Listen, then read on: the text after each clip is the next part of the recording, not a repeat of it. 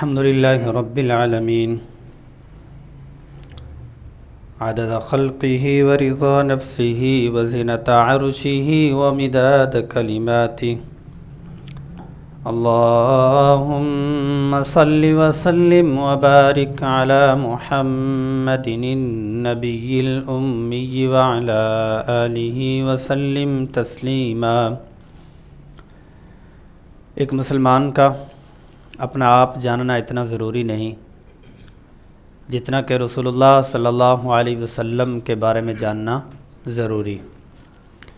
آقا دو جہاں صلی اللہ علیہ وسلم کی محبت بڑھانے کے لیے، رسول اللہ صلی اللہ علیہ وسلم سے پیار بڑھانے کے لیے ہم ہر روز ان راتوں میں جمع ہوتے ہیں، اور ان راتوں کی اور آپ صلی اللہ علیہ وسلم کی سیرت طیبہ کو مستقل سلسلہ وار سننے کی اپنی ہی تاثیر ہے، اور برکت بھی اس کی اپنی ہی ہے۔ رمضان المبارک کی اپنی برکات ہیں، اور اس میں قرآن کی بھی اپنی برکات ہیں۔ ربیع الاول، پھر ربیع الاول میں سلسلہ وار سیرت طیبہ کے کسی سلسلے میں جڑنا، اس کی ایک اپنی برکت بھی ہے اور برکات اور انوارات بھی ہیں۔ آج کی گفتگو میں انشاءاللہ العزیز دوسرے سال ہجرت کا جو دوسرا سال ہے اس سے ہم شروع کریں گے۔ جتنا وقت جتنے سالوں تک گفتگو ہوئی تو انشاءاللہ العزیز اس میں کریں گے۔ اس میں آپ صلی اللہ علیہ وسلم کی حیات طیبہ کی گہما گہمی آپ دیکھیں گے کہ مدینۃ المنورہ میں صلح حدیبیہ سے پہلے کتنی زیادہ گہما گہمی ہے، اور کتنی مہمات ہیں، اور کتنا زیادہ مصروفیت ہے، اور کیسے کیسے پروپیگنڈے کیے جا رہے، لیکن رسول اللہ صلی اللہ علیہ وسلم کول ماحول میں ٹھنڈے مزاج کے ساتھ، بردباری اور تحمل مزاجی کے ساتھ ایک ایک چیز کو دیکھ بھی رہے، اور ایک ایک چیز کے لیے بالکل منظم طریقے سے الحمدللہ چل بھی رہے۔ جو دوسرا سال ہے اس میں غزوات میں غزوہ ابوا، جس کو غزوہ ودان بھی کہتے ہیں، غزوہ بوات ہے، غزوہ صفوان جس کو بدر اولیٰ کہتے ہیں، غزوہ عشیرہ ہے، اور ایسے سریہ عبداللہ بن جاحش اور غزوہ بدر کبریٰ۔ ہر ایک کے اوپر تھوڑی تھوڑی بات ہوگی۔ غزوہ ابوا یہ جیسے آپ دیکھ رہے ہیں مکۃ المکرمہ اور مدینۃ المنورہ، ودان اس جگہ کے اوپر ہوا۔ آپ صلی اللہ علیہ وسلم خود تشریف لے کے گئے، لیکن یہ ہے کہ وہاں پر لڑائی نہیں ہوئی۔ ایسے غزوہ بوات ہے، آپ صلی اللہ علیہ وسلم خود تشریف لے کے گئے، اور ایسے ہی صفوان بدر اولیٰ جس کو کہا جاتا ہے، اس پر بھی کفار کا ایک لشکر مسلمانوں کی طرف آنے لگا، رسول اللہ صلی اللہ علیہ وسلم خود تشریف لے کے گئے۔ کچھ ایسے بھی تھے جس میں آپ صلی اللہ علیہ وسلم معاہدہ کرنے کے لیے گئے، لیکن اس کو غزوہ ہی سے تعبیر کیا جاتا ہے۔ بہرحال یہ ہے کہ اس کے بعد جو سب سے بڑا غزوہ ہوا جس کو بدر بھی کہا جاتا ہے، اور غزوہ بدر اولیٰ بھی کہا جاتا ہے، اور بدر اولیٰ تو یہ ہے، اور بڑا بدر بھی کہا جاتا ہے، بدر کبریٰ کہا جاتا ہے۔ اس میں یہ ہے کہ رسول اللہ صلی اللہ علیہ وسلم کی حیات طیبہ کا یہ والا جو پہلو ہے، اس میں کچھ مستشرقین، مطلب یہ ہے کہ غیروں نے کچھ باتیں بھی کی سیرت کے اوپر، اس میں ایک بات سمجھنے کی ہے۔ ان کے اشکالات آپ کو سنا کے آپ کے ذہنوں کو ٹھیس پہنچانا مطلوب نہیں، صرف اتنی بات یاد رکھیں کہ یہ والی جو صورتحال مدینۃ المنورہ میں پائی جا رہی، یہ صورتحال مکہ اور مدینہ کی جنگ والی ہے۔ جنگ کی صورت میں جب وہ ان کا دا لگتا ہے تو یہ ان کو نہیں چھوڑتے، اور جنگ میں ان کا دا لگتا ہے تو یہ ان کو نہیں چھوڑتے، یعنی ایک ہی جواب ہے ان کے 100 سوالوں کا، کہ جب جنگی حالت ہے تو جنگی حالت میں ایک دوسرے کے در پہ ہی دونوں ہوتے ہیں، دونوں فریق ایک دوسرے کو بچاؤ بھی چاہتے ہیں، اور ایک دوسرے کے اوپر حملہ بھی ان کو موقع ملتا ہے تو وہ کرتے ہیں۔ بہرحال یہ ہے کہ بدر کبریٰ یہ ایسا ہے کہ اس میں اسلام کو اللہ جل جلالہ نے ایسی فتح یابی نصیب فرمائی، اور اس کے پس منظر کی طرف جائیں تو تب بھی بہت زیادہ مضبوط پس منظر ہے کہ بدر ویسے ہی کبریٰ نہیں ہے، پیچھے پس منظر بھی ہے۔ پس منظر یہ ہے کہ 2 سال پہلے مکۃ المکرمہ سے 4 لوگ چھپ کے نکل رہے، اور 2 سال کے بعد 313 نکل کے پورے عرب کو للکار رہے کہ آؤ میدان میں، اللہ جل جلالہ کی مدد ساتھ میں۔ بہرحال یہ ہے کہ مدینہ المنورہ سے السیف کے مقام پہ آپ صلی اللہ علیہ وسلم نے 2 بندے بھیجے جو الروحہ کے مقام پہ گئے کہ ابو سفیان بڑا قافلہ لے کر شام کی طرف جا رہا، اور اس میں منوں کے اعتبار سے سونا چاندی، اور ان کی نیت بھی اس چیز پہ ہے کہ اس سے جو پروفٹ آئے گا مسلمانوں کو ہم پکڑیں گے۔ بہرحال یہ ہے کہ یہ قافلہ چلا گیا۔ اب یہ ہوا کہ جب یہ واپسی پہ آئے گا تو واپسی پہ ہم انشاءاللہ ان کو دیکھ لیں گے۔ بہرحال رسول اللہ صلی اللہ علیہ وسلم نے صفرا کے مقام تک ان کے لیے جاسوس بھیجے، اور جب واپسی پر ابو سفیان آنے لگے کنویں کے قریب میں، ایک سردار سے پوچھا کہ یہاں کے حالات و واقعات کیسے، شام سے واپس ہے۔ جب واپس آئے تو یہ صفرا کے مقام کے قریب یہ کنویں کے اوپر جو آپ نشانی اور علامت دیکھ رہے ہیں یہ والی، تو بہرحال یہ ہے کہ یہاں پر ابو سفیان ایک سردار سے بات کرتے ہیں کہ کوئی آیا، کہتے جو 2 اجنبی لوگ تھے، تو کہاں تھے؟ کہتے یہاں بیٹھے تھے، تو وہاں اونٹ کی مینگنیاں توڑی، یوں گٹھلی دیکھی، کہا اچھا یہ یثرب کی کھجور انہوں نے کھائی ہوئی ہے۔ یہ خود محمد صلی اللہ علیہ وسلم نے ہی کوئی جاسوس بھیجے ہیں، تو انہوں نے سمجھداری کیا کی، قافلہ یہ پیچھے کیا شام کی طرف، اور بحر کلزم اور یہ بحر سے قافلے کو صحیح سلامتی کے ساتھ مکہ لے گئے۔ مکہ میں ادھر سے انہوں نے پیغام دے دیا تھا کہ ہم پکڑے گئے، ہماری مدد کے لیے پہنچو۔ ادھر سے 1000 کا لشکر تیار ہو کے ابو جہل سیخ پا ہوتا ہوا اور دن دناتے ہوئے سارے جو بڑے بڑے سردار تھے کہ ان کی ایسی کی تیسی، یہ مٹھی بھر لوگ ہیں، اور اوپر نیچے آگے پیچھے ان کا کوئی نہیں، 1 سال 2 سال 1.5 سال پہلے یہاں سے چھپ کے نکلنے والے، اور آج یہ ہمیں اور ہمارے کافے کو للکارنے والے ہیں، اور تکبرانہ انداز میں نکلا، کہا کہ ان کو نہیں چھوڑیں گے، اور اپنی دھاک اور اپنا روب جزیرت العرب میں بٹھا کے دیکھیں گے کہ خبردار کسی نے قریشیوں کو یا مکہ والوں کو کسی نے آنکھ میلی دیکھی تو ایسی کی تیسی پھیر دیں گے۔ بہرحال یہ ہے کہ جب یہ پہنچے تو تب کیا ہوا کہ انہوں نے سمجھایا کہ مکہ المکرمہ میں جحفہ کے مقام پر جب پہنچے تو ان کو ابو سفیان نے پیغام بھیجا بھی واپس آ جاؤ، کام ہو گیا، ٹھنڈے پڑ گئے، تو اب جانے کی ضرورت نہیں ہے۔ تو سب نے کہا بات ٹھیک ہے، جب قافلہ بچ گیا تو جانے کی ضرورت نہیں ہے۔ تو ابو جہل نے کہا نہیں، جانے کی ضرورت ہے، ہم نے اتنے اونٹ لیے ہوئے ہیں، اور وہاں پر باربیکیو کریں گے، اور خواتین نچوائیں گے، اور یہ کریں گے اور وہ کریں گے، اور وہاں پر اتنے دن کیمپنگ کریں گے، اور پورے کے پورے عرب کو جب تک پتہ نہیں چلے گا ہم وہاں پر بیٹھ کے ہی اپنی موسیقی محفل ہر روز کرتے رہیں گے۔ اس نیت سے اس نے کہا آگے جانا ہی ہے۔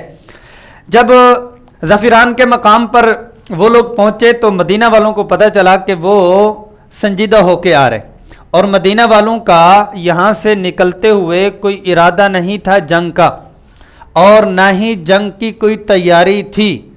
تو یہ لوگ نکلے، 313 تھے، 313 کے پاس صرف 6 تلواریں تھیں،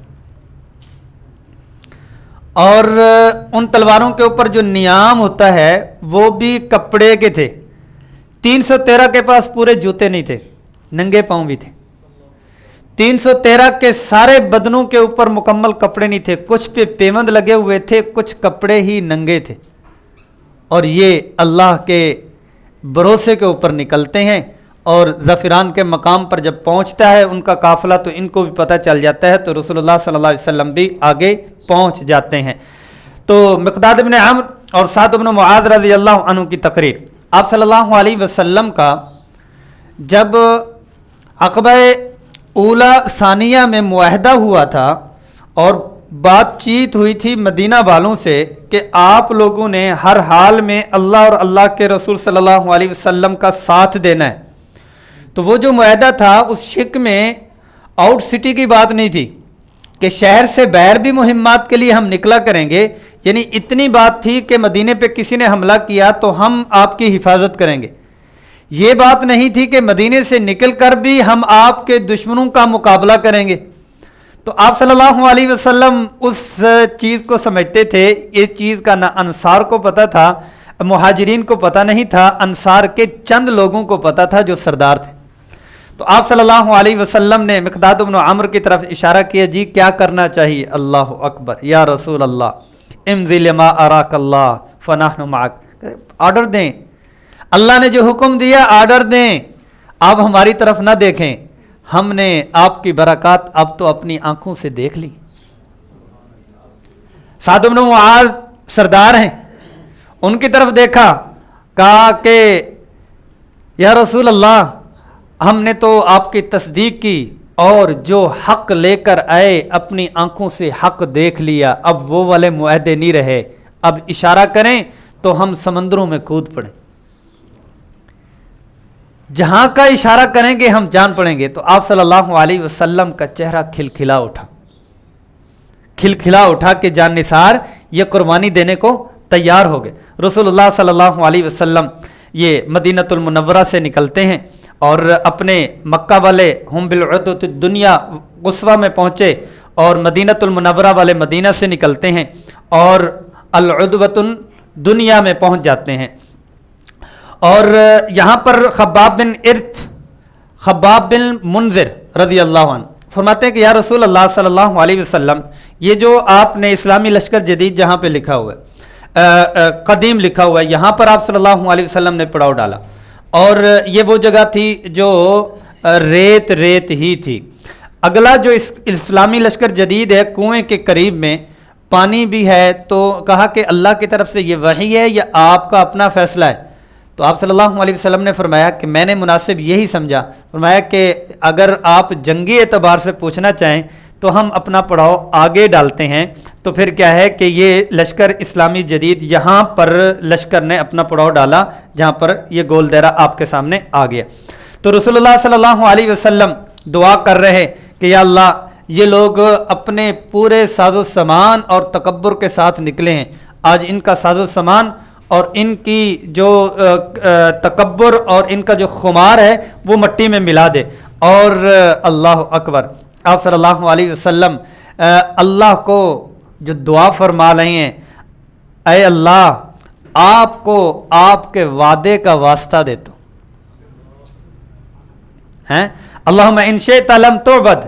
ایک اشارہ اس طرف کہ اللہ یہ ابھی کومپل تھوڑی سی بڑی ہوئی ہی ہے، یہ چند پھول ابھی اس اسلامی فصل کے ابھرے ہی ہیں، ابھی یہ کھلکھلانا شروع ہوئے ہی ہیں، اگر یہ مسل دیے گئے تو پھر آپ کی عبادت کرنے والا کوئی نہیں رہے گا. پہلا یہ معرکہ ہے اور کفر اسلام کا مقابلہ ہے. اور آپ صلی اللہ علیہ وسلم ابو بکر صدیق رضی اللہ عنہ فرماتے ہیں کہ میں نے 2-3 دفعہ جا کے کندھوں سے پکڑا، یا رسول اللہ بس کریں، اتنی دعا بس کریں. عریش آپ صلی اللہ علیہ وسلم کے لیے جو بنایا گیا وہاں پر دعا فرما رہے ہیں. کتنی دفعہ چادر نیچے گر گئی، پھر آپ صلی اللہ علیہ وسلم کو چادر رکھ لیں. آپ صلی اللہ علیہ وسلم اتنی دیر تک ہاتھ کو اٹھاتے، ساری رات بھی سارا دن بھی اتنا گڑ گڑا کے الہا و آہو زاری کرتے. تو اس وقت کھلکھلاتے چہرے کے ساتھ ابو بکر صدیق رضی اللہ عنہ کی طرف دیکھا، فرمایا ابو بکر وہ جبریل اتر رہی ہیں، وہ دیکھو. اٹھے، چھڑی لی کہ ابو جہل یہاں، ابو البختری یہاں، زما یہاں اور ربیعہ یہاں، ایک ایک کا نشان بتایا کہ اللہ نے مجھے دکھا دیا کہ یہ یہاں قتل ہوں گے.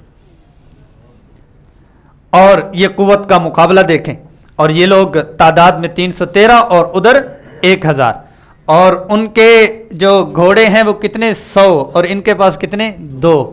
کیا ہوتا ہوگا. اونٹ ان کے پاس 70 ہیں اور ان کے 700 ہیں.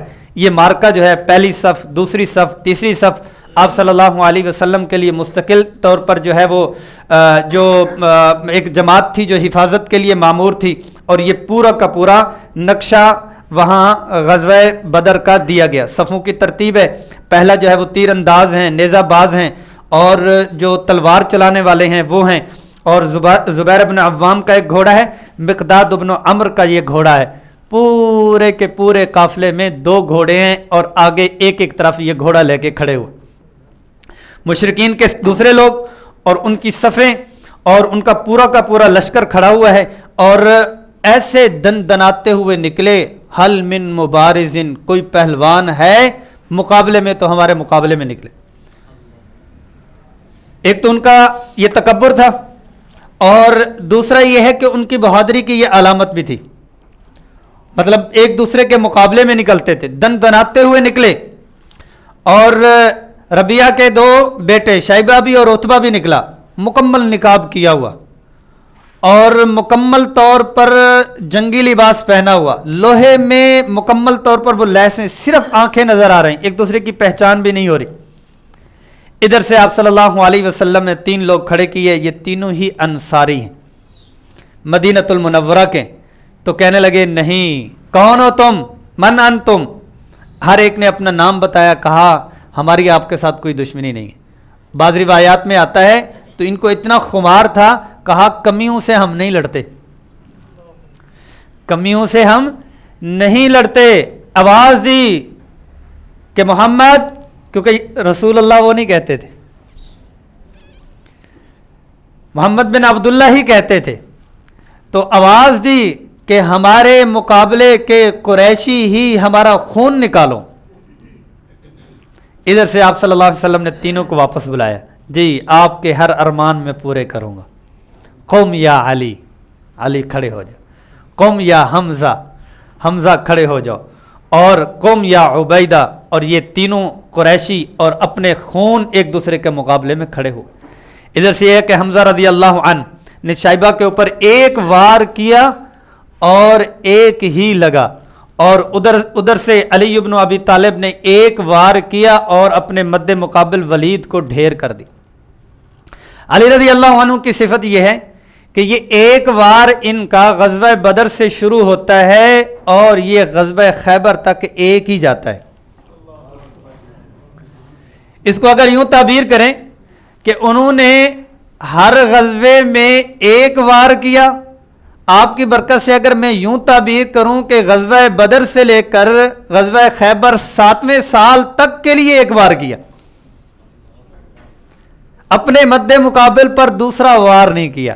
یہ شیر خدا اللہ جل جلالہ نے ان کو طاقت اور جذبہ دیا ہوا تھا، اور پھر ان دونوں نے مل کر کیا ہے کہ حضرت عبیدہ کا ساتھ دیا اور عتبہ کے اوپر جو ہے وہ لڑ پڑے۔ اب یہ ہے کہ گھمسان کی لڑائی شروع ہو گئی۔ اب مبارز جب ختم ہوتے تو پھر صفیں ایک دوسرے کے اندر گھس جایا کرتی تھیں۔ عبد الرحمن بن عوف رضی اللہ عنہ کہتے ہیں کہ میں ابھی کام کر رہا تھا، ابھی دیکھ رہا تھا کہ کیسے جنگ میں آپ صلی اللہ علیہ وسلم تو دعاؤں میں لگے ہوئے، اور صفوں کے بنانے میں بھی چھوٹے مٹھی بھر، اور آپ صلی اللہ علیہ وسلم کے کچھ واقعات ہیں میں نے خود سے وہ چھوڑ دیے ہوئے ہیں کہ جس میں آپ صلی اللہ علیہ وسلم صفیں بنوا بھی رہے ہیں، اور صحابہ کا اپنا ایک جذبہ ہے۔ تو افرا کے 2 بیٹے کہتے ہیں کہ چچا جان وہ ابو جہل کا ہے، کہتے ہیں بھائی سائڈ پہ ہو جب بعد میں پوچھنا تمہارا ان کے ساتھ کیا، کہا نہیں ہمیں بتائیں تو صحیح وہ کیا، کہا آپ ابھی جنگ کا وقت ہے ایسی باتیں نہیں پوچھتے، کہتے نہیں آپ ہمیں بتائیں، ہم نے سنا ہے کہ وہ پیارے رسول کو گالیاں بکتا ہے۔ اچھا، کہا یہ اشارہ روایات میں آتا ہے کہ میں نے ابھی اپنی انگلی پیچھے نہیں کی تھی، معاذ اور معوذ اتنی دیر میں ابو جہل کے اوپر پہنچ چکے تھے، چھوٹے تھے، ہاتھ نہیں جاتا تھا، ابو جہل بہت لمبا تڑنگا تھا اور کمانڈر صفیں سیدھی کر رہا تھا۔ ایک بھائی نے وار کیا گھوڑے کی ٹانگوں پر، دوسرے بھائی نے گرتے ہوئے وار کیا ابو جہل پر۔ عبداللہ ابن مسعود رضی اللہ عنہ اس امت کے عاجزی اور انکساری کی مثال تھے، اور بہترین علماء میں سے تھے، نحیف اور کمزور تھے، اور عاجزی میں درویشی میں ان کی مثال دی جاتی تھی کہ یہ بہت ہی درویش اور عاجزی والے۔ آپ صلی اللہ علیہ وسلم نے پوچھا جاؤ جنگ کا حال لو اور پتہ کر کے آؤ کون کہاں ہے، تو کہتے جاتے جاتے میں نے ابو جہل کو دیکھا زخمی پڑا ہوا تھا، میں گیا اور سینے کے اوپر چڑھ کے میں بیٹھ گیا، تو اس نے آنکھیں کھولی، کہا کہ جنگ کا بتاؤ، تو کہتے جنگ کا یہ ہے کہ تم سارے کافر مارے گئے ہو، اللہ نے جو وعدہ اپنے رسول سے کیا تھا وہ وعدہ پورا ہو گیا۔ ظالم کہتا ہے میرا پیغام اپنے رسول کو جا کے دے دینا کہ اس دن سے پہلے جتنی میری آپ کے ساتھ نفرت سی اس وقت اس سے بھی ڈبل ہو چکی ہے. استغفر اللہ. تو کہا اب کیا کرو گے؟ کہتے میں تیری گردن کاٹوں گا. تو ظالم کہتا ہے میری تلوار تیز ہے، یہ میری تلوار لو، سردار کا سر کاٹنے لگے ہو اور گردن ذرا نیچے سے کاٹنا کہ دوسرے سروں میں پڑا ہو تو پتہ چلے یہ سردار کا سر ہے. لے کر آیا آپ صلی اللہ علیہ وسلم کے سامنے. علماء نے لکھا ہے کہ اس امت کا فرعون ترین، متکبر ترین، اور کس کے ہاتھوں میں؟ جو متواضع اور عاجزی والا ہے اس کے ہاتھوں سے اللہ نے اس کی گردن کٹوائی. آپ صلی اللہ علیہ وسلم کے پاس جب لائے گئے تو رسول اللہ صلی اللہ علیہ وسلم نے فرمایا کہ یہ میری امت کا فرعون آج ختم ہوا. پھر فرمایا یہ فرعون موسیٰ علیہ الصلوۃ والسلام کے فرعون سے بھی زیادہ سخت تھا. موت کے وقت میں اس فرعون نے معافی مانگی تھی اور اس فرعون نے موت کے وقت بھی اپنا وہی کبر دکھلایا اور معافی نہیں مانگی. بہرحال یہ ہے کہ آگے واقعات ہوئے. عمیر بن حمام کی شہادت ہوئی اور حضرت ابوبکر صدیق رضی اللہ عنہ کا اپنے بیٹے کے مقابلے میں تیاری، جس میں بیٹے کی تلوار میں ابوبکر صدیق آ گئے تھے، لیکن یہ ہے کہ یہ انہوں نے چھوڑ دیا. بعد میں جب مسلمان ہوئے تو ایک دن بیٹھتے ہوئے کہنے لگے ابا جان میری تلوار کے نیچے آپ آئے تھے لیکن بچ گئے تھے. فرمایا بیٹا میری تلوار کے نیچے آتے تو نہ بچتے. پھر کیا ہے کہ مختلف عکاشہ بن محسن کی وجہ سے آتا ہے، ان کے بارے میں آتا ہے وما رمیت اذ رمیت ولکن اللہ رما، کہ ان کی تلوار ٹوٹ گئی. آپ صلی اللہ علیہ وسلم نے یوں ایک چھڑی اتاری اور لکڑی یوں پھینکی، یہ پھینکنے اور ان کے درمیان تک فضا میں وہ تلوار بن گئی تھی. ہاتھ میں جوں لی، ادھر سے لکڑی گئی ادھر سے ہاتھ میں، کئی غزوات تک. پھر کہا کہ حالات آئے تو میں نے وہ بیچی، کسی اور صحابی نے اعزازاً وہ لی اور ہم نے اپنے گھر کا جو نظام تھا وہ چلایا، وہ ویسے ہی تلوار رہی. آپ صلی اللہ علیہ وسلم، امیہ بن خلف بھی قتل ہوا اور کیا ہے کہ دوسرے بڑے بڑے سردار جو ہے وہ قتل ہوئے، اور رسول اللہ صلی اللہ علیہ وسلم شہدائے بدر جو ہیں ان کو ایک طرف کیا، اور ایسے ہی جو ہلاکتیں ہوں، ابو جہل بھی گیا، عتبہ بھی گیا، شیبہ بھی گیا، ولید بھی گیا، امیہ بھی گیا، اسود بن مخزومی بھی گیا، ابو المختری بھی گیا، زمعہ بھی گیا، نبیہہ منبہہ بھی گیا، نوفل بن خویلد بھی گئے. یہ ان میں سے بہت سارے وہ تھے جو دشمنان رسول صلی اللہ علیہ وسلم کا تذکرہ جس میں میں کیا، اس میں سے یہ 90% اللہ کے رسول کے دشمن یہ غزوہ بدر میں سارے کے سارے جہنم میں گئے. رسول اللہ صلی اللہ علیہ وسلم بدر کے کنویں پہ کھڑے ہو کے خطاب کیا کہ میں نے تمہیں سمجھایا نہیں تھا، میں نے تمہیں بتلایا نہیں تھا. اب یہ ہے کہ فتح کی جو خوشخبری تھی وہ مدینہ کے اوپر والے عبداللہ ابن رواح اور نیچے والے حصے میں زید بن حارثہ کو بھیجا، اور مکۃ المکرمہ میں جو بدخبری دینے والے تھے وہ حیثمان بن عبداللہ الخزاعی تھے، ان کو انہوں نے بھیجا تھا. قیدیوں کے ساتھ سلوک، قیدیوں کے بارے میں مشورہ، قیدیوں کے بارے میں فیصلہ، یہ ہے کہ آپ صلی اللہ علیہ وسلم یہ سارے کے سارے قید ہو کے مدینہ المنورہ میں ان کو لایا گیا. صحابہ کہتے ہیں کہ جب مغرب کا وقت قریب تھا، یعنی کہ مغرب کے وقت اندھیرا چھا چکا تھا، ادھر سے زید بن حارثہ کی آواز آئی کہ ہم فتح یابی اللہ نے دے دی. ادھر سے ہم حضرت رقیہ رضی اللہ عنہا کی جو قبر ہے ان کی قبر سے ہاتھ اپنے جھاڑ رہے تھے کہ آپ صلی اللہ علیہ وسلم کے صاحبزادی بھی اللہ کو پیاری ہو گئی تھی.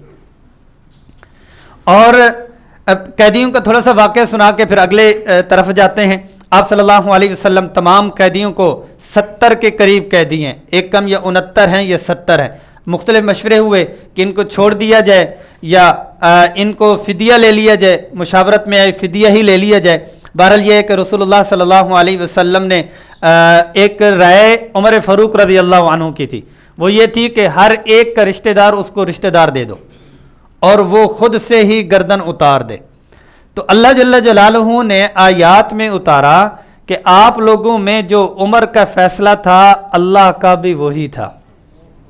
بہرحال آپ کے پیارے نبی نے مشورہ کر کے فیصلہ کر دیا تو اب اس فیصلے کے اوپر ہی آپ جاری رہیں. عباس رضی اللہ عنہ یہ بھی آپ صلی اللہ علیہ وسلم کے چچا ہیں، قید ہو کے ہے. رات کے وقت میں رسول اللہ صلی اللہ علیہ وسلم جب پہنچے تو قیدی کراہ رہے تھے، تو زور سے باندھا ہوا تھا. رسول اللہ صلی اللہ علیہ وسلم نے اشارہ کیا کہ ہاتھ تھوڑے سے ڈھیلے کر دو.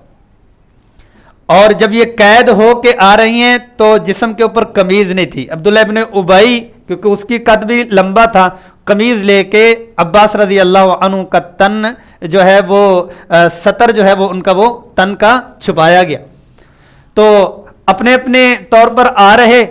عباس رضی اللہ عنہ چچا بھی ہیں، خون بھی ہیں، اور آپ صلی اللہ علیہ وسلم نے فرمایا کہ آپ نے اپنے بھتیجے عقیل اور دوسروں کا فضل کے حوالے سے بھی آپ نے ان کی دیت بھی دینی ہے. تو کہنے لگے میرے پاس تو کچھ بھی نہیں، میرے پاس تو کچھ بھی نہیں ہے، میں تو کنگال آیا ہوں یہاں پر.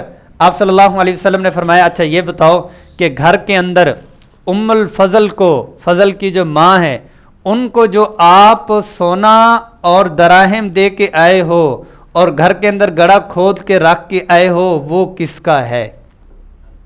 یہ بات سننی ہی تھی.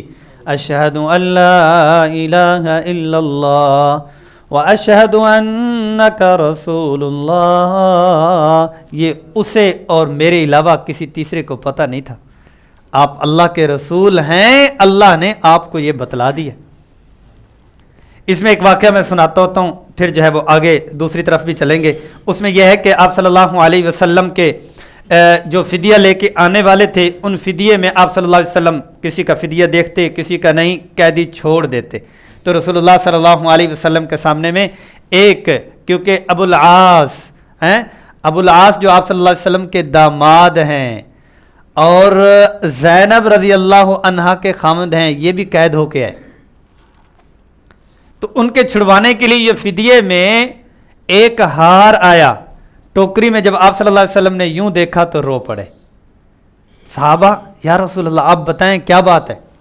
فرمایا کہ آپ کو پتہ ہے یہ ہار کس کا ہے؟ ابھی پتہ نہیں تھا یہ کس کے لیے، یوں پہچانا یہ کون لایا، یہ کس کا ہے؟ فرمایا یہ زینب نے بھیجا ہے اپنے خامد کو چھڑوانے کے لیے. کہا یہ زینب کا نہیں ہے، زینب کی ماں ختیجہ نے زینب کو گفٹ دیا تھا اور اس نے آج اپنا خامد چھڑوانے کے لیے یہ بھیجا ہے. آپ صلی اللہ علیہ وسلم کو حضرت ختیجہ رضی اللہ عنہ کی بھی یاد آ گئی اور اپنی بیٹی کی بے بسی بھی یاد. آپ صلی اللہ علیہ وسلم نے کہا کہ یہ ہار لے جاؤ اور اس کے بدلے میں میری بیٹی واپس لاؤ. تو آپ صلی اللہ علیہ وسلم جسمانی طور پر، خاندانی طور پر، جذباتی طور پر، اور بیائی ہوئی بیٹیاں جو بڑی عمر کے احباب ہیں انہی کو پتہ ہے کہ بیٹیوں سے کتنی محبت ہوتی ہے والد کو، شادی کے بعد کتنی ہوتی ہے. شادی کے مسائل شروع ہو جائیں تو والدین کو کتنی محبت اور کتنی فکر مندی ہوتی ہے.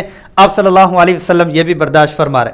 بہرحال یہ ہے کہ اس کے بعد بنو قینقاع جو پورا کا پورا عرب ایک دفعہ کانپ گیا، تھرا گیا، روب بیٹھ گیا کہ چند لوگ تھے اور بڑے بڑے سرداروں کو ٹھکانے لگا دیا. اور ادھر سے غلبت روم بھی ہو چکا تھا. فی ادن الارض وهم من بعد غلبهم سیغلبون. اور ان کے جو ایران اور جو فارس ہیں ان کے بھی قایا جو ہے وہ عدل بدل ہو چکے ہوئے تھے. رسول اللہ صلی اللہ علیہ وسلم ابھی یہاں پہ موجود ہیں. مدینہ المنورہ میں یہودیوں کے 3 قبیلے، بنو قینقاع، بنو نذیر اور بنو قریظہ. بنو قینقاع والے جو ہے وہ ہنسیں بھی اور ان کو جو ہے ان کی خوشی کے اوپر ان کو خوشی ہضم بھی نہ ہو. ایک دوسرے کو کہیں کہ عرب کے اناڑی لوگوں سے جنگ جیت کے آئے ہیں. پھر کیا ہوا کہ بنو قینقاع میں ایک مسلمان عورت گئی تو انہوں نے ان کے ساتھ بدتمیزی کی حد اس حد تک پہنچے کہ اس کا برقع تک اتار دیا. ایک مسلمان اٹھا جس نے بدتمیزی کی تھی، اس کو کھڑکا دیا اور مار دیا. اور وہ اٹھے، انہوں نے مسلمان کو مار دیا. تو آپ صلی اللہ علیہ وسلم فیصلے کے لیے جب گئے، کہا آپس میں معاہدہ ہوا تھا، آپ لوگوں نے اتنی بدتمیزی اور معاہدے کو توڑا تو لہذا دیت کی بات کرتے ہیں. تو سیدھے ہو گئے. کہا کہ آپ کسی خام خیالی میں مت رہیں. عرب کے جو اناڑی لوگ تھے ان سے تم لڑ کے آئے ہو، ہم آباء و اجداد سے جنگی لوگ ہیں. انہوں نے کہا بھائی آپ کے ساتھ معاہدہ ہے، آپ کا یہ رویہ، آپ کا یہ لہجہ اور یہ انداز یہ نہیں تھا. کہا کوئی معاہدہ وغیرہ نہیں ہے، چلو یہاں سے بھاگ جاؤ. اچھا، آپ صلی اللہ علیہ وسلم نے محاصرہ فرمایا. 15 دن محاصرہ فرمایا. چیخیں نکل گئیں. یہودی سارے چیخے، عبداللہ ابن ابی آ گئے، ایک اور صحابی آ گئے، ان کو بیچ میں ڈالا. بہرحال فیصلہ یہی ہوا کہ ان کو یہاں سے جلا وطن کر دو، اور ان تمام کو خیبر کے قریب میں جلا وطن کر گیا. تو ٹھنڈ پڑ گئی کہ تمہیں کیا پتا کہ اللہ کے رسول کے ساتھ اللہ کی ہر وقت مدد رہتی صلی اللہ علیہ وسلم. غزوہ سویق اور غزوہ ہوا، اس میں یہ تھا کہ ابو جہل نے غزوہ بدر میں قسم کھا لی تھی کہ اس وقت تک میں غسل جنابت نہیں کروں گا جب تک کہ میں بدل نہ لے لوں. تو ایک رات میں چھپ چھپا کے پہنچ گیا. یہودیوں سے پہلے سے لین ملی ہوئی تھی، اور جو ہے وہ لین اس نے کراس کرنے کی کوشش کی. رسول اللہ صلی اللہ علیہ وسلم کو جب معلوم ہوا تو بنو قینقاع کے بعد آپ صلی اللہ علیہ وسلم بنو سلیم اور سویق کے مقام پر پہنچے. سویق اس لیے کہا جاتا ہے کہ اس وقت ایک روایت میں آتا ہے کہ وہ اپنا کھانا وانا چھوڑ کے بھاگے تھے، ستو مال غنیمت میں ملا تھا. ایک میں آتا ہے کہ کھانے کا تھا کچھ نہیں، ان لوگوں نے ستو ہی کھایا تھا، سویق ستو کو کہتے ہیں، تو اس لیے یہ ستو والا غزوہ مشہور ہوا. بہرحال اسی ہی سال میں تحویل قبلہ بھی ہوا. رسول اللہ صلی اللہ علیہ وسلم 16 یا 17 ماہ بیت المقدس کی طرف منہ مبارک کر کے نماز پڑھتے رہے. ظہر کی نماز میں آپ صلی اللہ علیہ وسلم پہلے قبلہ اس طرف اور مسجد حرام کی طرف رسول اللہ صلی اللہ علیہ وسلم کا قبلہ پھیر دیا گیا. نماز کے دوران ہی آپ صلی اللہ علیہ وسلم نے اپنا منہ مبارک جو ہے وہ پھیر دیا تھا. اور اس میں آپ صلی اللہ علیہ وسلم کو مسجد قبلتین آج بھی جو ہے وہ معروف ہے. اس میں احکام اور آپ صلی اللہ علیہ وسلم کی جو ایک چاہت تھی اس کو جو اللہ نے تعبیر فرمایا وہ بڑا ہی باکمال ہے. قد نرى تقلب وجهك في السماء فلنولينك قبلة ترضاها. آپ صلی اللہ علیہ وسلم نماز بھی پڑھتے تھے. نماز پڑھنے کے بعد اور پہلے یوں تھوڑا سا دیکھتے تھے کہ جبریل امین آ جائیں اور مجھے کہہ دیں کہ مسجد حرام کی طرف منہ کر کے پڑھ لو. بس ایسے تھوڑا سا دیکھ کے تو وہ حکم تو آ جاتا کہ بھئی آپ پھیر لو منہ، لیکن اللہ جل جلالہ نے ایک لاڈ کے ساتھ حکم دیا کہ ہم آپ کا چہرہ بار بار اٹھنا دیکھ رہے ہوتے ہیں. کبھی کبھار آپ چہرہ اوپر اٹھاتے ہیں کہ ہم آپ کی چاہت اور رضا ترضاہا، چاہیں آپ اپنا چہرہ اسی طرف ہی پھیرنے جو آپ کی چاہت ہے. آپ صلی اللہ علیہ وسلم مسلمان 12 کو گئے تھے، 18 کو واپس آئے. اور 18 کی میں کہوں کہ یہ چھوٹی عید مسلمانوں کی پہلی عید تھی. رمضان المبارک کے روزے پہلے دفعہ پہلا سال تھا جو فرض ہوئے. اس کو چھوٹی عید میں نہیں کہتا، یہ اسلام کی سب سے بڑی عید تھی. کفر ٹوٹ چکا تھا، اسلام میں پہلی خوشی اور اتنی بڑی خوشی کہ وہم و گمان میں نہیں تھا کہ اتنے اتنے بڑے سردار مٹھی بھر لوگوں کے ہاتھوں سے مارے جائیں گے. وہ تو ایک اور نظام چلا تھا، ثلاثۃ آلاف خمسۃ آلاف. آپ صلی اللہ علیہ وسلم نے فرمایا وہ دیکھو سفید گھوڑوں پر سفید لباس، سفید انہوں نے پگڑیاں پہنی ہوئی ہیں، یوں لینوں میں فرشتے اتر رہے ہیں. 3000 فرشتے اتارے تھے. صحابہ نے کہا کہ ہماری تلوار پہنچنے سے پہلے گردن کٹ چکی ہوتی تھی. عباس رضی اللہ عنہ کو ابن مسعود یوں پکڑ کے لائے، یا رسول اللہ میں لے کر آئے. ابن مسعود چھوٹے سے ہیں، عباس رضی اللہ عنہ اتنے بڑے سے ہیں. یا رسول اللہ انہوں نے نہیں پکڑا، اپنی جو وقار تھا سرداری انہوں نے نہیں پکڑا. کہتے نہیں میں نے ان کو باندھا. کہ نہیں، باندھنے والا چنڈ مار کے کسی اور نے بنیا سی، باندھا کسی اور نے تھا، ان کو ہاتھ میں پکڑایا تھا وہ فرشتے تھے. تو کیا ہے کہ بڑی عید ان کی ہوئی جس میں انہوں نے عید پڑھی، سکون کے ساتھ پڑھی. اور وہی عید کے بعد کیونکہ عید کو یہ آئے تھے 15 کو بنو قینقاع کی طرف چلے گئے. اور ان واقعات میں سے ایک دو اور اسی میں ہی جو ہے وہ رقیہ رضی اللہ عنہ کا میں نے پہلے سے بتا دیا. فاطمہ تو زہرا رضی اللہ عنہ آپ صلی اللہ علیہ وسلم کی جو بیٹی ہیں اور لاڈلی ہیں، سب سے زیادہ ان کو پیار ملا. سب سے زیادہ پیار اس لیے بھی کہ دوسری بچیاں ویسے ہی چلی گئی تھی.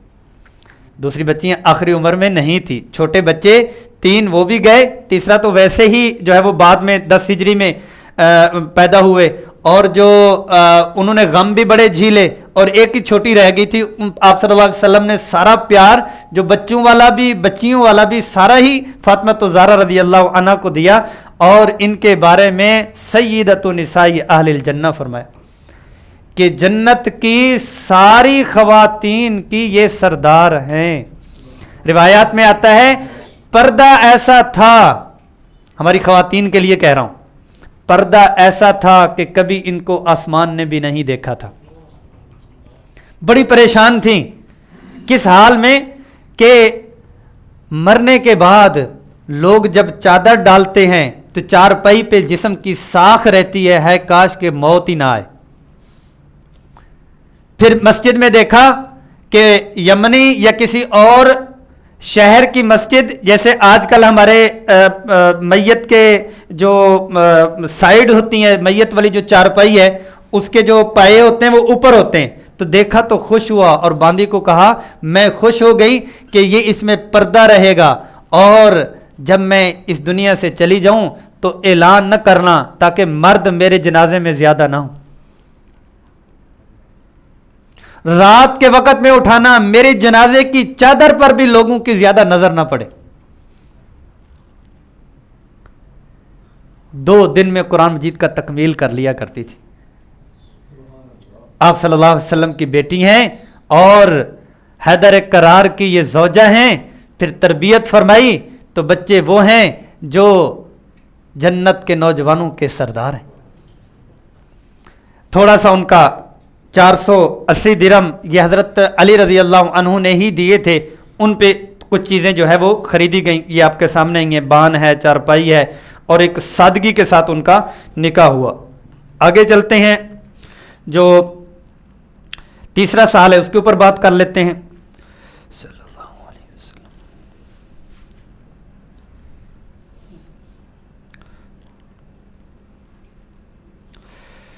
ہجرت کا جو تیسرا سال ہے اس میں مختلف غزوات ہوئے اور سرایا ہوئے. غزوہ احد ہے, غزوہ غطفان ہے, بنو سلیم ہے, اور سریہ محمد بن سلمہ ہے, اور زید بن حارثہ ہے, اور اس میں جو سب سے بڑا معرکہ ہے وہ معرکہ احد ہے. احد کے اوپر تھوڑی سی بات کر لیتے ہیں. اس میں یہ ہے کہ غزوہ بدر میں سارے کے سارے بڑے سردار مارے گئے, اور انہوں نے کہا کہ بدلہ ہم لیں گے, اور پورے کے پورے مکہ میں انہوں نے ایسی مہم چلائی, مضافات میں انہوں نے چندہ کیا, سود کے اوپر انہوں نے مال دیا اور لیا, اور پورا سال تیاری کی. اور وہی ان کا پارلیمنٹ ہاؤس جو حتیم کے سامنے جو یہ آیا ہے اسی میں ان کی میٹنگ ہوئی. بڑے سردار, یہ سارے سردار ابو سفیان کے علاوہ یہ صاحبزادے ہیں. یہ صاحبزادے, امیہ کا بیٹا ہے, ربیعہ کا بیٹا ہے, ابی جہل کا بیٹا ہے, یہ بڑے سرداروں کے بیٹے ہیں. ان چاروں نے اپنی سرداری میں کہا کہ ہم مدینۃ المنورہ میں جائیں گے, ایسی تیاری سے جائیں گے اور ان کو ایک دفعہ میں کچل کے اور روند کے واپس آئیں گے. اللہ کی شان, یہ چاروں ہی فتح مکہ میں مسلمان ہوتے ہیں. بہرحال نکلے, اور اس میں غزوہ بدر میں کیا ہوا تھا, عباس رضی اللہ عنہ مسلمان ہو گئے تھے نا, عباس رضی اللہ عنہ مسلمان ہو گئے تھے. اچھا یہ ہے کہ ایک چیز میں آپ کو نقطے کی یہ بتلا دوں, وہ یہ بتلا دوں کہ عباس رضی اللہ عنہ کی جو انہوں نے اسلام قبول کیا, میں اگر یوں کہوں کہ جو ان کو اسلام کی دولت ملی وہ یہ تھی کہ بھتیجا ہونے کے ساتھ ان کے دل میں بھتیجے کی نفرت نہیں تھی, کیونکہ نام ماننے کے باوجود بھی جب بیعت ہو رہی تھی تب بھی ساتھ دے رہے تھے. یہ علامت ہے دین اسلام.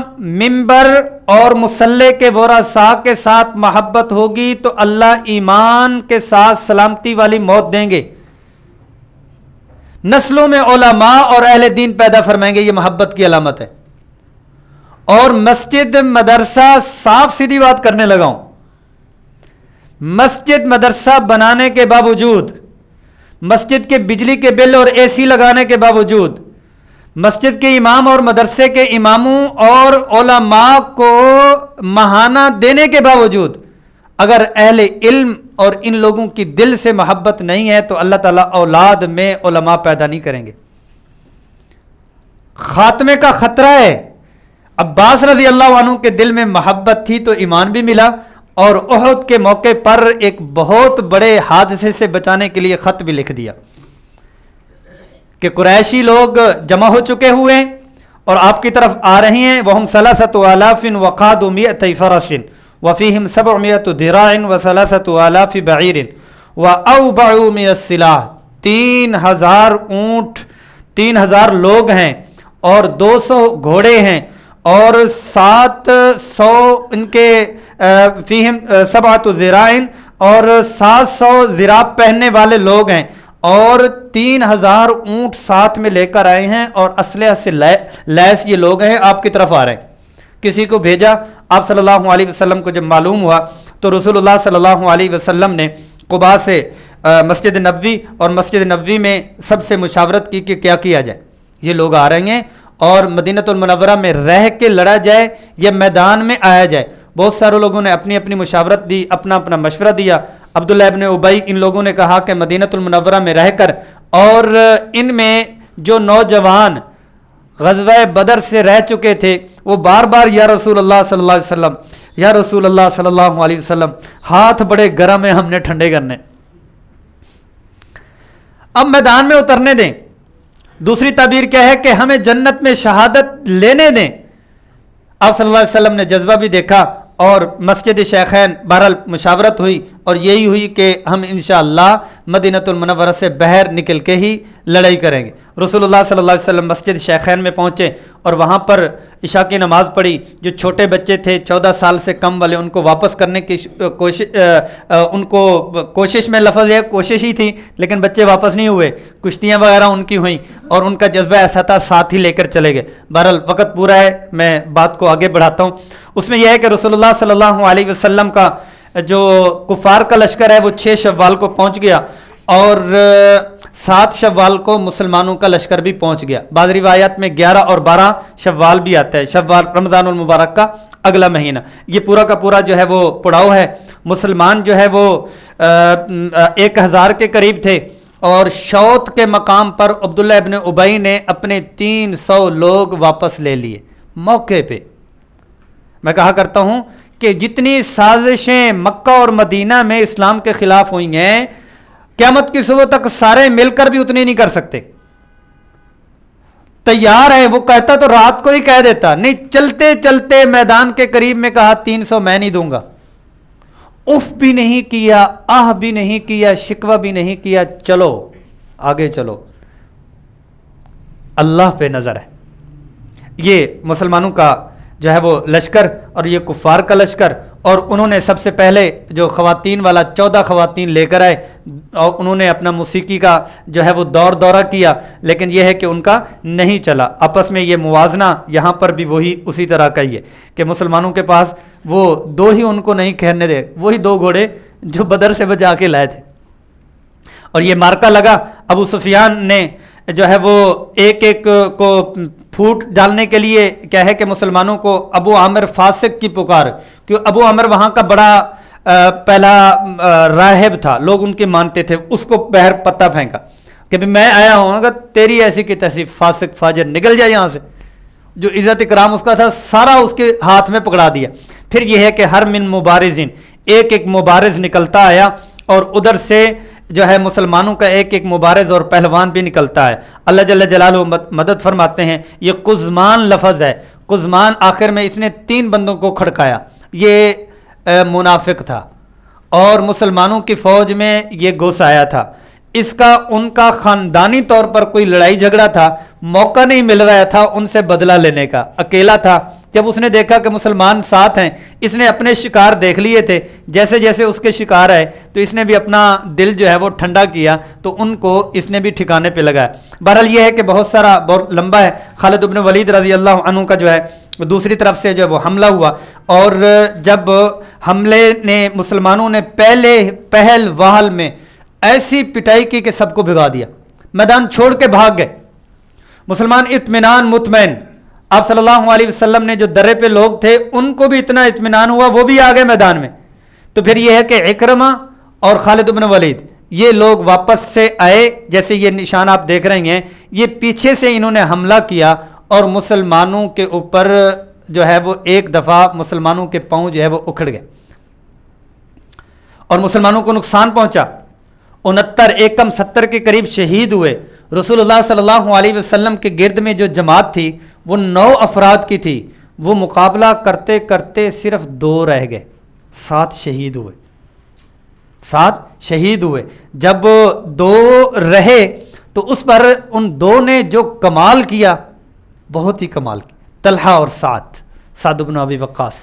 طلحہ رضی اللہ عنہ نے آپ صلی اللہ علیہ وسلم کی طرف اپنا سینہ کر لیا اور کمر پیچھے کو کر دی، اور سعد رضی اللہ عنہ نے اپنی کمر طلحہ کے ساتھ ملا دی۔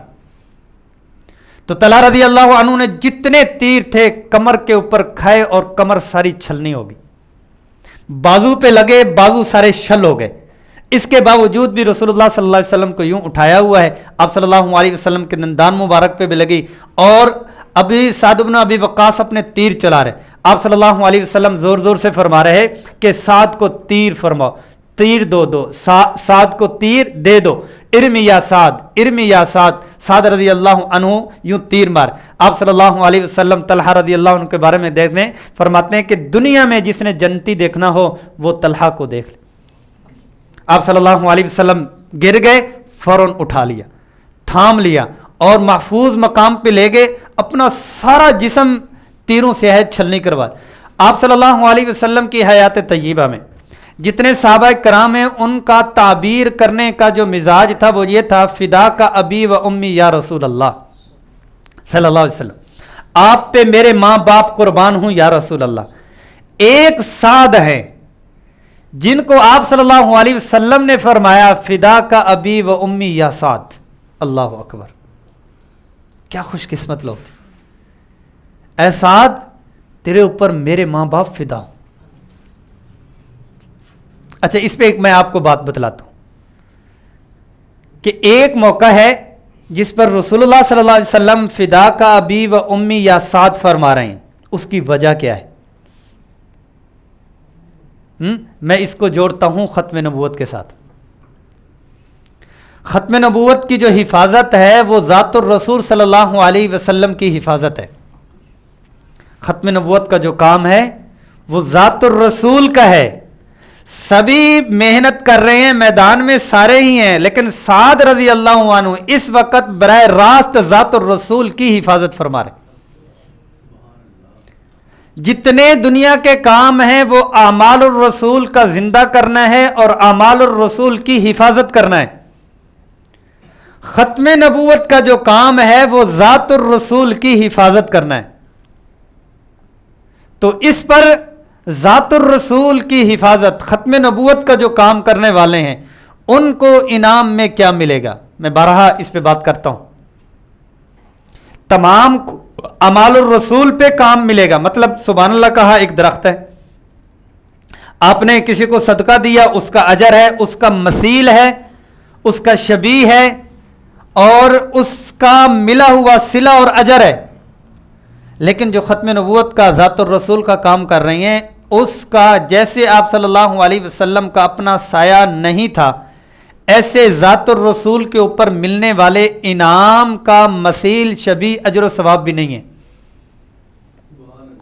پھر کیا ہے؟ عکس ہوتا ہے نا، اصل میں اجر ثواب اس کا شبیہ کہتے ہیں، عکس کہتے ہیں، اس کا سایہ کہتے ہیں۔ ذات الرسول پر خود ذات الرسول ملتے ہیں، اعمال الرسول پر اس کا اجر اور ثواب ملتا ہے۔ ذات الرسول کی حفاظت پر خود رسول اللہ صلی اللہ علیہ وسلم کا پیار ملتا ہے۔ تو یہ مجھے وہاں پہ یاد آیا، کیونکہ ختم نبوت پر بھی کام کیا ہوا ہے، تو اس سے وہ مجھے یاد آ گیا کہ سعد رضی اللہ عنہ کو یہ فرمایا، کیا خوش قسمت لوگ تھے۔ آپ صلی اللہ علیہ وسلم کیا ہے کہ لوگ یہ کہتے ہیں کہ بعض اوقات یہ تعبیر کرتے ہیں کہ غزوہ بدر میں، غزوہ احد میں مسلمانوں کو شکست ہوئی، شکست نہیں ہوئی، فتح ہی تھی، فتح ہی تھی۔ ایک تو یہ ہے کہ اللہ پاک نے بھی فرما دیا کہ ہم نے جو آپ کا وعدہ کیا تھا وہ پورا ہوا، ایک دفعہ ہم نے بھگا دیا۔ اچھا یہ بتائیں، اگر مسلمانوں کی شکست تھی اور کافروں کی فتح تھی، میدان سے کون بھاگتا ہوتا ہے؟ شکست والا، بھاگے تو وہ تھے، مسلمان تو پھر بھی میدان میں تھے۔ انہوں نے مال غنیمت میں کیا لیا تھا؟ ایک ٹکا بھی نہیں۔ انہوں نے قیدی کتنے کیے تھے؟ ایک بھی نہیں۔ ان کو یعنی مارنے کے باوجود بھی ان کو ہوش نہیں تھی، وہ تو وہاں سے بھاگے تھے۔ شکست والا میدان میں ہے اور جیتنے والا بھاگ رہا ہے تو شکست نہیں تھی، یہ فتح ہی تھی۔ بہرحال یہ ہے کہ ان کو وہ ایسے بھاگے، بھاگنے کے بعد کیا ہوا کہ ان کو حمراء الاسد ادھر جا کے ہوش آیا کہ ہم مسلمان کچھ چھوڑ کے آئے ہیں، دوبارہ ہم چلتے ہیں اور ان کو کچل کے آتے ہیں۔ ادھر مدینۃ المنورہ میں طوفان بدتمیزی عبداللہ ابن ابی نے کھڑا کر دی۔ ایک تو یہ تھا اجنبی بندے کو اپنے گھر لے آئے، اپنی زمینیں دے دیں، اپنے گھر دے دیے، ہماری بات تک نہیں مانی، اور یہ ہے کہ لڑکوں کی بات مان لی اور باہر ہوئے نکلے تو اچھا ہوا، ہماری بات مان لیتے تو پھر بھی بہتر ہوتا۔ اس کے سارے جوابات اللہ جل جلالہ نے قرآن دوسرے پارے میں دیے، تفصیل کے ساتھ دیے، اور ساتھ میں ایک اور پتا پھینکا۔ وہ یہ کہا دیکھو بھائی، اجنبی بندہ وہاں سے مکہ سے آیا، اس نے سارے ہی انصاری شہید کروائے ہیں، اپنا کوئی نہیں کروایا۔ تعداد دیکھ لیں، ایک کم 70 ہیں، اوس میں سے 41 ہیں، اور 24 جو ہیں وہ اور خزرج میں سے جو ہیں 41 ہیں، اور اوس میں سے 24 ہیں 24 ہیں، اور مہاجرین میں سے تو 4 ہیں۔ جو اپنے بندے لائے تھے وہ محفوظ رکھوائے۔ یہ پتہ تھا، پروپوگنڈے کا طریقہ تھا۔ وہ اس لیے بتلا رہا ہوں کہ اسلام کے اوپر ٹرانسجینڈر کے نام سے ہو یا دوسرا تیسرا ہو، جذباتی نہ ہوا کریں، سیرت پڑھیں، ٹھنڈے رہا کریں۔ جو ہونا تھا وہ ہو چکا، یہ کلا بازیاں اکیلے میں مار کے چلے جائیں گے۔ ان کے آباء و اجداد چلے گئے تو یہ لوگ تو ویسے ہی رینٹ کے اوپر ہیں، لوڈ ہوتا ہے تو یہ لوڈ ہوتے ہیں، ان لوڈ ہوتا ہے تو یہ بھی ویسے ہی ان کا جذبہ ختم ہو جاتا ہے۔ تو سیرت طیبہ ہمیں ٹھنڈا ماحول، گھر کا بھی ٹھنڈا ماحول، معاشرتی بھی ٹھنڈا ماحول، ریاستی بھی ٹھنڈا ماحول۔ آپ صلی اللہ علیہ وسلم کمال جائیں حکمت عملی دور اندیشی پہ۔ رات کے وقت میں مدینۃ المنورہ کی چھوٹی سی بستی ہے اور ایک کم 70 شہداء پڑے ہوئے۔ آپ صلی اللہ علیہ وسلم جو ہے وہ ان کو دفنانے کے بعد واپسی ان کی ہونے لگی۔ جب واپسی ہونے لگی، خواتین کی بنو دینار کی خاتون بھاگتی ہوئی اپنے قبیلے سے، جو ہی بنو اشل کے قریب سے گزرے تو بھاگتی ہوئی آئی۔ کہا رسول اللہ کا کیا حال ہے؟ ان کو کہا کہ عمرو بن جموح تیرا خامد فوت ہو گیا، شہید ہو گئے۔ کہا کوئی بات نہیں۔ ان کا کیا حال ہے؟ کہا عبداللہ بیٹا شہید ہوا۔ کہا کوئی بات نہیں۔ کہا خلاد بھائی شہید ہوا۔ کہا کوئی بات نہیں۔ ایک روایت میں آتا ہے خامد 4 لوگ شہید ہوئے۔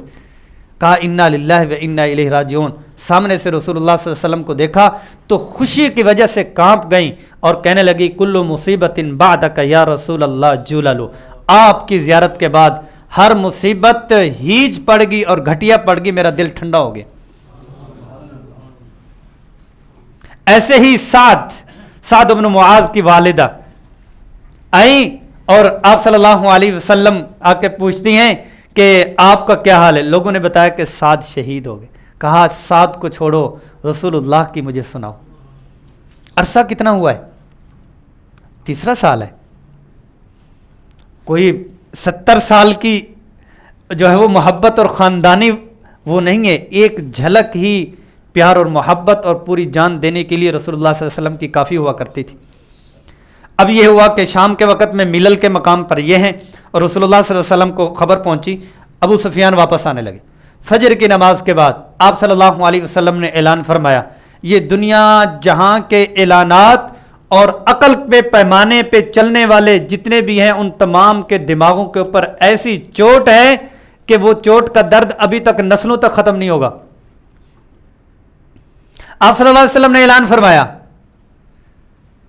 کہ ابو سفیان واپس آنے لگا، ہمیں ابھی نکلنا ہے اور صرف ہمارے قافلے میں وہ لوگ شریک ہوں گے جو غزوہ احد میں زخمی ہیں، صرف وہی شہید ہوں گے، وہی صرف شریک ہوں گے، اس کے علاوہ اور کسی کو ضرورت نہیں۔ عقل یہ کہتی ہے شفٹ چینج کرو، نقشہ یہ کہتا ہے کہ جن کی انرجی باقی ہے ان کو لے کے جاؤ، ایمان اور اللہ کا نظام یہ کہتا ہے اپنے عقل کو اپنے پاس رکھو، رسول اللہ صلی اللہ علیہ وسلم کی بات کو اپنے آنکھوں کے سامنے اور سینے پہ لاؤ۔ آپ صلی اللہ علیہ وسلم وہی سارے زخمی حالت میں رستے ہوئے جو ساری رات اپنے زخموں کو جو کپڑے تھے ان کی راکھ بنا کے بند کرتے رہے، اور زخم جو ہے وہ ایک رات میں کہاں بھرتے ہیں، سارے وہ اللہ والے نکلے مدینۃ المنورہ میں. سیاسی بیان نہیں تھا، مدینۃ المنورہ سے نکلے. الذین استجابوا للہ والرسول من بعد ما اصابهم القرح. سلام ہو تمہیں اے صحابہ، زخموں سے چور ہونے کے باوجود تم نے رسول اللہ کی بات پر لبیک کہا. ان کو ادھر سے معبد بن ابی معبد خزاعی نے بتایا، کہا بھائی آپ کو بات بتاؤں؟ کہا بتاؤ. کہا شیر کس وقت زیادہ لڑتا ہے؟ کہتے جب بھوکا ہو. کہتے اچھا جب زخمی شیر ہو تو وہ کیسے لڑتا ہے؟ کہتے وہ تو تیس نیس پھیر رہا ہے. کہہ رہے سارے زخمی شیر میدان میں نکلیں. حکمت عملی رسول اللہ صلی اللہ علیہ وسلم کی دیکھیں. عقل کو ایک طرف پھینکا، عقل والوں پر توڑ بھی لگائی، لیکن یہ ہے کہ جن کی عقل کے اوپر نظر تھی وہیں سے بھاگے. ابو سفیان، اکرمہ، یہ سارے لشکر لے کر واپس آنے کی بجائے جو تیاری کر رہے تھے واپس بھاگے. کہ اگر ہو سکتا تھا کہ یہ فریش مجمع لے کے جاتے تو انہوں نے کہنا چلو لڑے گے، لیکن ان کو جب پتہ چلا کہ یہ زخمی لوگ ہی آ رہی ہیں تو زخمی شیر کیسے لڑتا ہے، تو یہ تو ببر شیر ہیں، پھر زخمی بھی ہوں تو کیا لڑیں گے. اللہ نے ایسا روب ڈالا اور پورا رکوع اتار دیا کہ ہم نے صرف تمہیں چیک ہی کرنا تھا، بغیر کسی نقصان کے تم واپس لوٹے. ہم نے صرف آزمانا تھا کہ منافق کون ہے اور ایمان والا کون ہے. عبداللہ ابن ابی اور ان کو کہا تم بڑی باتیں کر رہے ہو، لکھ کے دے دو کہ تمہیں موت نہیں آئے گی یا تم اپنے گھروں میں نہیں مرو گے. بہرحال یہ ہے کہ ہمراہ الاسد بھی ہوا. آپ صلی اللہ علیہ وسلم نے یہ جو بات دو تین کی کہ فاتح کون، اور اس کے اوپر میں نے بات کر ہی لی. احکامات کچھ ہوئے کیونکہ مدینۃ المنورہ میں ریاست بنائی جا رہی. ریاستی طور پر شراب کا حکم ہوا اور تدریجی طور پر ایک ایک چیز شراب میں چھڑاتے ہوئے پہلے ایک حکم ہوا، پھر جو ہے وہ دوسرا حکم ہوا، پھر تیسرا حکم ہوا، پھر چوتھا حکم ہوا. 4 احکام کے بعد جب ذہن سازی ہو چکی ہوئی تو پھر اللہ جل جلالہ نے یسألونک عن الخمر والمیسر قل فیہما اسم کبیر فرماتے کیا ہے کہ رجس من عمل الشیطان. پھر یہ کہ مشرک عورتوں سے نکاح کے حوالے سے بھی حکم ہوا اور وراثت کے احکام بھی اسی میں ہی ہوئے، اور اس پہ جو ہے وہ تفصیلی طور پر سورۃ نساء بھی اس وقت اتر چکی ہوئی تھی. یہ تیسرے سال کے کچھ واقعات تھے جو میں نے آپ کے سامنے رکھے. اب آتے ہیں کچھ واقعات چوتھے سال کے بھی لے لیتے ہیں. چوتھا سال شاید اسی میں ہی آ جائے گا صلی اللہ علیہ وسلم. جی واقعہ رجی، حادثہ بیر معونہ اور غزوہ بنو نذیر. رجی کا یہ ہے کہ آپ صلی اللہ علیہ وسلم کے پاس ایک شخص آیا اور اس نے آ کر آپ صلی اللہ علیہ وسلم کو فرمایا کہ میرے ساتھ کچھ لوگ بھیج دیں جو ہمیں قرآن سکھلائیں. آپ صلی اللہ علیہ وسلم نے 7-8 لوگ بھیج دیے. انہوں نے رجی کے مقام پر جا کر دھوکے کے ساتھ ان تمام کو شہید کر دیا. یہ واقعہ بہت زیادہ آپ صلی اللہ علیہ وسلم کے لیے رنجیدہ تھا اور آپ صلی اللہ علیہ وسلم نے تفصیل ہے اس میں. دوسرا بیر معونہ میں اسی میں ہی وہاں کا سردار آیا اور اس نے آ کر آپ صلی اللہ علیہ وسلم سے فرمایا کہ میں مسلمان تو نہیں ہوں، مسلمانوں سے محبت کرتا ہوں، تو آپ میرے ساتھ چند لوگ ایسے اپنے سمجھدار بھیج دیں تو میں ان سرداروں سے بات کروں گا اور وہ سارے کے سارے ایمان لے آئیں گے. تو آپ صلی اللہ علیہ وسلم نے ان کی بات کو بھی مان لیا. بات کو بیر معونہ میں 70 کے قریب حافظ قراء آپ صلی اللہ علیہ وسلم نے ساتھ میں بھیجے. ان لوگوں نے دھوکہ دیا. دھوکہ دینے کے بعد 70 حافظ قرآن صحابہ کو انہوں نے شہید کیا. آپ صلی اللہ علیہ وسلم نے 1 مہینے تک فجر کی نماز میں قنوت نازلہ ان قبائل والوں کے لیے بد دعا کی. پھر یہ ہے کہ بنو نذیر کا واقعہ. بنو نذیر میں یہ ہوا کیونکہ بیر معونہ میں جو ایک صحابی بچ گئے تھے، واپسی پر انہوں نے ایک کو قتل کر دیا تھا، المخزومی کے نام سے ہے. اور اس پر کیا ہے کہ آپ صلی اللہ علیہ وسلم نے بنو نذیر والوں کو یہ کہا تھا کہ اب ایسا ہے کہ جو آپ کا اور ہمارا معاہدہ ہوا ہے اس معاہدے کے اوپر یہ ہے کہ دیت بنتی ہے تو مل کے ہم دیتے ہیں. اس پر وہ بدتمیزی پہ کھڑے ہو گئے. انہوں نے کہا کہ ایسا کوئی بات نہیں ہے، آپ جانیں اور آپ کی اپنے کام کاج جانیں، ہم آپ کا ساتھ دینے کو تیار نہیں ہیں۔ تو بہرحال یہ ہے کہ رسول اللہ صلی اللہ علیہ وسلم نے جب ان کے ساتھ سیدھے ہوئے تو انہوں نے ایک دو باتیں کی۔ انہوں نے کہا کہ اچھا پہل میں تو کہا آپ رہنے دے، جب رویہ دیکھا تو کہا کوئی بات نہیں، آپ ہمارے پاس آئیں تو ہم آپ کا مسئلہ بھی حل کر دیتے۔ ٹھیک ہے جی، رات کے وقت میں آپ آ جائیں۔ جی میں آنے کو تیار ہوں۔ کیا ہے کہ حضرت ابوبکر صدیق، عمر فاروق رضی اللہ عنہ، روایات میں آتا ہے علی رضی اللہ عنہ، سعد بن ابی وقاص رضی اللہ عنہ، ان تمام بڑے بڑے سرداروں کو لے کر آپ صلی اللہ علیہ وسلم پہنچے اور پہاڑ کے قریب میں بیٹھے تو جبریل امین اترے کہ آپ جلدی سے یہاں سے کھڑے ہو جائیں۔ کیوں کہ یہودیوں نے مشورہ کیا ہوا ہے، اپنی پوری کمپنی اور گیم بنائی ہوئی ہے کہ آپ جہاں پر بیٹھیں گے وہاں سے یہ چٹان کو گرائیں گے اور پھر بعد میں معذرت کر لیں گے کہ ہمیں پتہ نہیں چلا، اتفاقی طور پر حادثہ ہوا، یہ آپ کو قتل کرنا چاہتے ہیں۔ یہ ہیں یہودی۔ یہ کون ہے؟ یہودی ہیں۔ اور دوسرا پروگرام انہوں نے، ایک سے بچیں گے دوسرا ہوگا۔ کہا کہ اگر ہمارا وار نہ چلا، کوئی ایسا ویسا ہوا تو ہم کیا کریں گے، ان کو اٹھائیں گے، کریں گے، دسترخوان پہ بٹھائیں گے، اور وہاں کھانے میں زہر پہلے سے ملایا ہوا تھا۔ اس کو کہتے ہیں یہودی۔ آپ صلی اللہ علیہ وسلم نے وہیں پہ کھڑے ہو کے فیصلہ کیا، اب واپس نہیں جانا، اب ان کو سیدھا کرنا ہے، اور وہیں پہ سیدھا کیا، جلا وطنی کی۔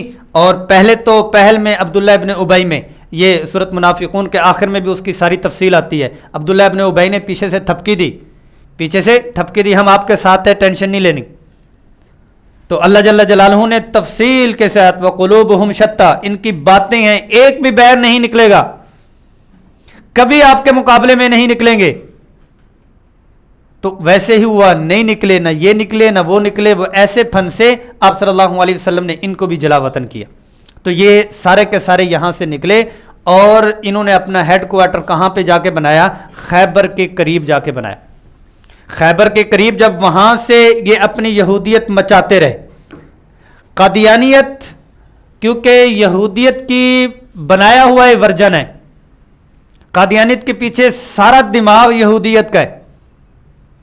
یہودیت اور قادیانیت کا علاج صرف سیرت میں ہے، اس کے علاوہ اور کہیں بھی نہیں ہے، صرف سیرت میں ہے، قرآن میں ہے، اس کے علاوہ کہیں بھی نہیں ہے۔ تو ان لوگوں کا علاج رسول اللہ صلی اللہ علیہ وسلم نے ایسے کیا۔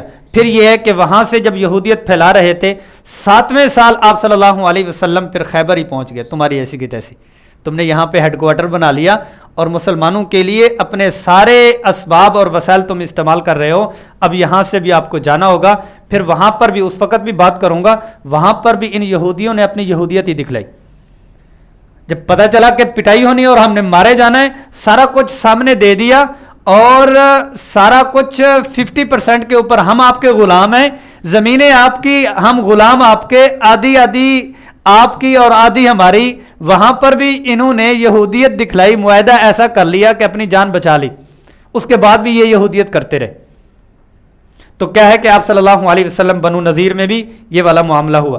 حضرت زینب بنت خزامہ کے ساتھ آپ صلی اللہ علیہ وسلم کا نکاح بھی ہوا، اور رسول اللہ صلی اللہ علیہ وسلم جو ہے اللہم اجرنی فی مصیبتی واخلف لی خیرا منہا، اور اسی سال ہی اگلا سال ہے کہ زینب رضی اللہ عنہ کا بھی نکاح ہوا، اور غم و پریشانی کے وقت میں ان کو آپ صلی اللہ علیہ وسلم نے بتلایا تھا کہ جب چلے گئے تھے تو اللہم اجرنی فی مصیبتی واخلف لی خیرا منہا، کہ آپ یہ پڑھا کرو۔ تو کہتی ہیں میں پڑھ تو رہی تھی، لیکن یہ ہے کہ میرا اتنا حسین جمیل خامن تھا، مصیبت کے وقت میں مسنون دعائے، اے اللہ اس مصیبت کا مجھے اجر نصیب فرما، اور اس کے بدلے میں مجھے بہتر نصیب فرما۔ کہتی میں دعا بڑی کرتی تھی وخلف لی خیرا منہا، لیکن یہ ہے کہ اس مصیبت کے بعد میرے خامن سے بہتر کون ہو سکتا ہے؟ مجھے تو اس وقت پتہ چلا جب میرا نکاح رسول اللہ کے ساتھ ہوا صلی اللہ خیرا منہا، کہ اس مصیبت سے بہتر کیا ہے کہ آپ صلی اللہ علیہ وسلم سے نکاح بھی ہوا۔ کچھ جو ہے وہ 5ویں سال کے واقعات ہیں، غزوہ دومۃ الجندل اور غزوہ بنی مصطلق، واقع افک ہے، تو انشاءاللہ العزیز اس کو اگلی نشست میں کر لیں گے. 5ویں سال سے جتنا بھی ہوا آگے ہم انشاءاللہ العزیز اس کو کر لیں گے. کل انشاءاللہ العزیز جمعرات ہے تو ہمارے سبق کی جو ہے وہ چھٹی ہوگی. ہمارے سبق کی چھٹی ہوگی. احباب جو ہے وہ درود شریف کی کثرت کریں کیونکہ شب جمعہ کا جو ہے وہ جو لوگ احباب جاتے ہوتے ہیں شب جمعہ کا اہتمام کریں. جمعرات ہیں وہاں جو ہے وہ ایک ایمانی ماحول ہوتا ہے اس میں ہم شرکت کریں. تو عموماً ہمارے سارے جتنے بھی کورسز ہوتے ہیں اس میں جمعرات والے دن ہم چھٹی ہی کرتے ہیں. خود بھی کوشش کرتے ہیں لیکن یہ ہے کہ آپ اگر کوشش کر کے وہاں پہ چلے جائیں تو وہاں کے ماحول سے بھی بہت کچھ بندے کو بہت کچھ ہی ملتا ہے. اور کل کی صفت کیا کر لیں؟ آپ میں سے بھی کوئی بتلا سکتے ہیں جو ضرورت ہو جی کہ 2-4 احباب اپنی طرف سے کہہ لیں کہ کل کی یہ صفت مناسب ہے. صلہ رحمی، رشتہ داروں کو ملنا. جی ایک یہ ہو گئی. اور بھی کوئی بتلائیں جی؟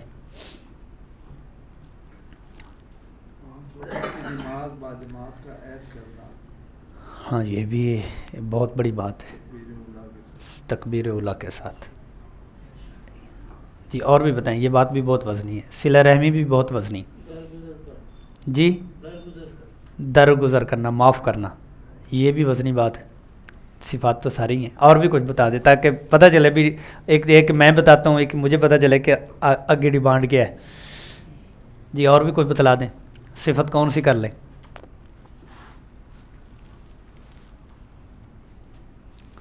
انشاءاللہ درگزر کا بھی ایک تو یہ ہے کہ جمعرات ہے ویسے بھی درود السلام احادیث میں بھی آتا ہے وہ تو ہم نے کثرت سے کرنا ہی ہے. اس کورس کی برکت سے 1000 تو روزانہ ہماری زندگیوں میں آ ہی جائے. رسول اللہ صلی اللہ علیہ وسلم ایک تو ہم یہ کر لیں جتنے ہم نے اسباق پڑھے ہیں اس کا مذاکرہ اس کا کوئی تذکرہ ہم ضرور اپنے گھر میں کسی نہ کسی کے ساتھ کریں کہ آپ صلی اللہ علیہ وسلم کے اصحاب نے کتنی تکالیف کے ساتھ رسول اللہ صلی اللہ علیہ وسلم پہ قربانی دی اور آپ صلی اللہ علیہ وسلم کی گہما گہمی والی حیات کیسی تھی اور ایک جگہ سے آتے دوسری جگہ چلے جاتے. تو یہ ہمارا تذکرہ کرنے سے اپنے دل میں خود ہی محبت آئے گی. دوسرے یہ کہ داؤد صاحب کی والی بات جو ہے وہ بہت وزنی ہے کہ ہمارے ہاں عموماً ولایت کے بھی معیار ہیں کہ ولی کون ہے اور جو مستحبات عمل ہیں یا ویسے ایسے اعمال جن کے اوپر ثواب ہے اس کے اوپر عمل کرنے سے بندہ خوش بھی ہوتا ہے دوسرے کو ولی بھی کہتا ہے. لیکن ولایت کا سب سے بڑا درجہ یہ ہے کہ فرض نماز تکبیر اولیٰ کے ساتھ جو اہتمام کرنے والا ہے اس سے بڑا ولی کوئی نہیں ہے کیونکہ یہ حد اللہ پاک کی طرف سے یہ حد اللہ پاک کی طرف سے. اس میں میں بھی کوشش کروں ہم سب کوشش کریں کہ ویسے تو ساری زندگی کے لیے ورنہ کم از کم یہ ہے کہ کل جمعرات کا فجر سے لے کر عشاء تک ایک دن کی ساری نمازیں میں نے پڑھنی ہیں وہ تکبیر اولیٰ امام کے ساتھ اللہ اکبر. اس کا ایک آسان عمل آپ کو بتلا دوں تاکہ آپ کی تکبیر اولیٰ جائے ہی نہ. ٹھیک ہے آپ اور میں کیونکہ میں خود بھی کمزور ہوں آپ اور میں ہم سب یہ نیت کر لیں جو اذان کا وقت ہے وہ نماز کا وقت ہے. جو اذان کا وقت ہے وہ نماز جو نمازی لوگ ہیں وہی 15 منٹ ہے گے 10 ہے گے چلو 5 بھی ہیں تو وہ اس طرح رہ جاتی ہے. اذان کے وقت کو نماز کا وقت سمجھ لیں اور اسی وقت ہی آپ چلے جائیں 2-4 رکعت بھی پڑھ لیں گے. درود شریف قرآن مجید کی تلاوت عربوں کے ہاں یہ بڑی اچھی چیزیں وہ دیکھنی چاہیے. جاتے ہیں کسی بھی نماز 3 منٹ بھی رہتے ہیں وہ پکڑیں گے 1 منٹ بھی ایک تو یہ کہ انہوں نے ماحول ہی ایسا بنایا ہوا ہے کہ جو بھی جاتا ہے 1 منٹ بھی رہتا ہے تو جلدی سے 2-3 آیات پڑھ کے وہ رکھ لیتے ہیں. اور ہم میں سے جو دیندار طبقہ ہے وہ قرآن صرف رمضان میں کھولتا ہے عام حالت میں روزانہ قرآن نہیں کھولتے. تو اس سے یہ ہے کہ مسجد میں آئیں تو معمول کے مطابق ہر نماز نہیں تو کسی ایک نماز میں قرآن مجید کو دیکھیں تھوڑی دیر بیٹھیں قرآن مجید کے چند آیات تو ہم پڑھنے والے بنیں. کیا ہے کہ یہ ہو جائے گا اور تکبیر اولیٰ کے ساتھ ہمیں نماز اور جماعت بھی مل جائے گی. تھوڑی دیر کے لیے درود شریف پڑھ لیں پھر انشاءاللہ دعا کرتے ہیں.